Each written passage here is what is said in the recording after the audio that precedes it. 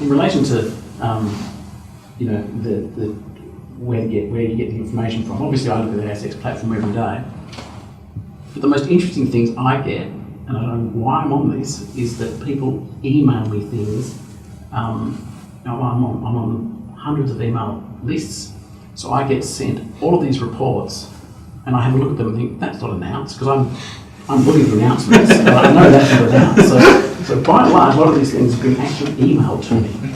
So we have a surveillance team in Sydney, and the surveillance team in Sydney, they're tracking the share price movements. So, you know, as a general rule, share price moves, look for an explanation. There's hundreds of these alerts go off every day, and for the vast majority, they're explainable. The company's made an announcement.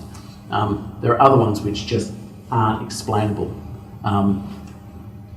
But there are forums which we then turn to, and you know, the people in the forums are far better than us at you know, filtering what's out there in the Twitter sphere, and you'll see that they post it, they repeat it.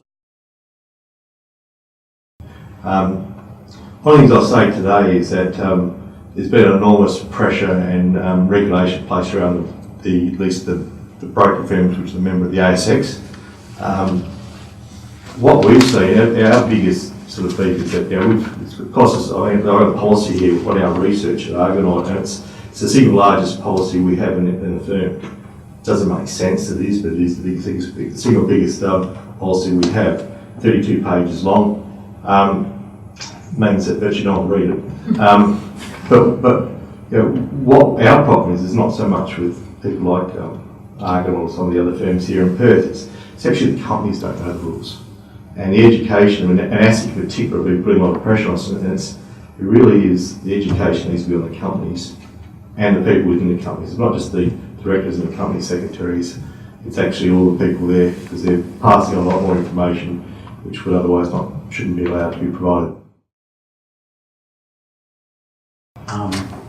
So the one I suppose I have the most concerns about is the peer comparisons, because I think we've had a bit of a blunt instrument in relation to that, what you can and can't do and what we're looking for. But what we're really trying to do with the peer comparisons is to deal with those things which are just obviously misleading. You know, it's just, you know, Explorer comparing themselves to Rio, you know, those types of extreme examples. You know, telco comparing itself to Telstra. You know, it's that, and I think you know, on revenue numbers, I mean, it's just not a proper comparison. Not that we've seen those ones, by the way, but that's the type of example where what we're trying to deal with. We're not trying to deal with every peer comparison.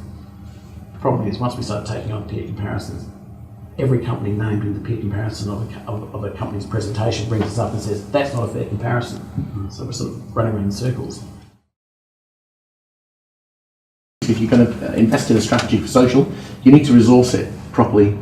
And it's amazing how many companies don't do that. So you may well have a social media policy, it might even form part of your contract of employment and everybody signs up to it. But ultimately, it is still the office intern or a junior member of staff, maybe the receptionist, who's given the job of actually posting, and that to me doesn't make any sense, because in actual fact, far more people will likely see your communications on a popular social media channel than you know, an email or an announcement on a different platform. So you wouldn't, if you were asked to do an interview with the ABC, you wouldn't put the receptionist up to do that interview, because it's too risky. You need people who understand the details of the company, what it stands for, you know what the key messages are. So the overriding view, I mean, we published guidance on this, but the overriding view is that there shouldn't be anything new in materially new in the research report that the company hasn't otherwise disclosed. There might be analysis, but certainly no new information from the company. And if there's no new information, then the release is promotional. It's not the disclosure of material information, it's just promotional information. And the ASX platform is not designed, or not meant to be, the platform for was going to say promotion. Unnecessary promotion by companies of third-party reports. So what we've said is, you can't release them on ASX. You can't do links to them on ASX. We used to have live links. You can't do that now either. But by all means, do what you want with it on your own platform. But that's the position we've ended up with. I think one of the things that companies could be doing better, especially in the mining resources sectors, is using video and telling their own story on their own channels, rather than necessarily relying on third parties. We may have large distribution networks and databases, and we'll also happily take payment from you to promote your story on there. But there's no reason in this day and age, and we used that term, the digital era, earlier on. There's no reason why individual companies can't be acting as publishers, building their own audiences through good content. And actually, we're starting to see some of the bigger companies doing that really well. They're telling their stories often through video, which is, we know, is becoming increasingly important and engaging. Something like 80% of all internet traffic will be video by 2020, so if you're not utilising that, you're going to struggle to cut through with your messaging regardless of the platform you use. Print media, we have seen, what we saw for a while, the rise of, the rise of commercials, pay-for ads in the paper. And these ads were clearly written by people who weren't